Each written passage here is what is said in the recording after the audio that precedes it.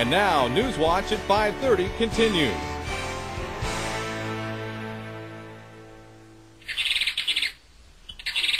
Well, after popular demand, we're back at the Avant Garden Shop again, and I'm joined with Brenda Ibey, and this time we're talking about hummingbirds and orioles. Brenda, the birds will soon be back in town. How can we bring them to our yards, specifically hummingbirds? Specifically hummingbirds? Well, you need a good feeder to start with. Okay. And I can show you some nice feeders here.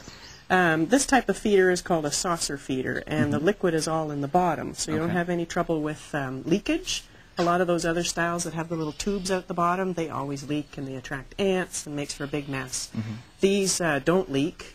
They come with an ant moat. Put a little water in there so the ants can't get in the liquid either, because the hummingbird won't drink it if it's got ants in it. Okay. These also come with these little gadgets. They're called nectar guards, and they fit on the back of the flowers, and so the hummingbird can get his beak through it, but the bees can't get into it.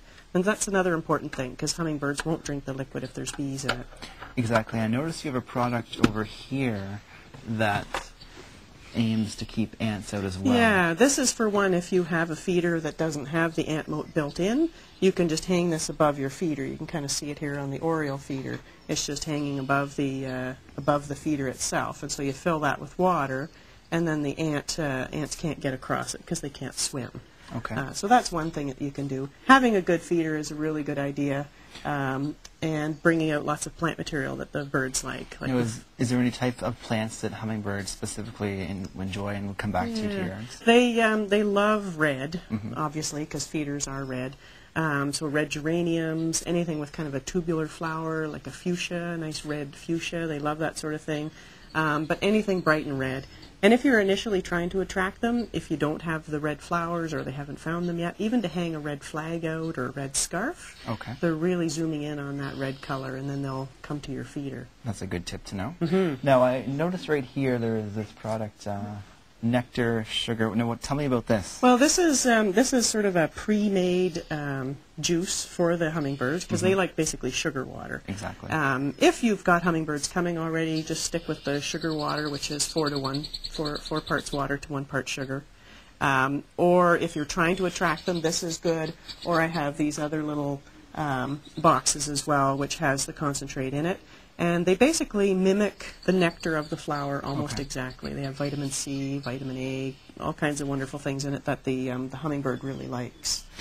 Now, I see down below here we have some, instead of the red-colored feeders, these ones are orange, and I assume they're for orioles. Yes. How do these work? Yeah, well, obviously the oriole's orange, and they're attracted to orange, just like the hummingbird's attracted to red.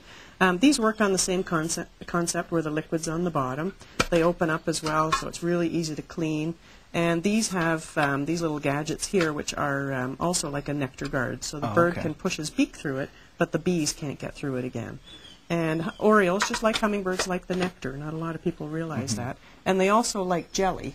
So this one has the jelly holders here, so you can put grape jelly in there, as well as in this feeder that you're holding. So the orioles really love the grape jelly. This one will hold the liquid as well, and they have a good perch, so the bird can sit on the perch, because orioles need a good perch. Exactly. They're a bit heavier than hummingbirds, for sure. Right, yes.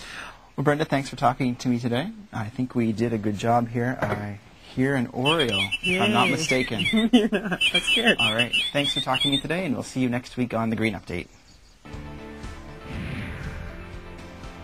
Green Update is brought to you by Shifting Gears Peterborough. Enjoy the big picture. Get to work differently.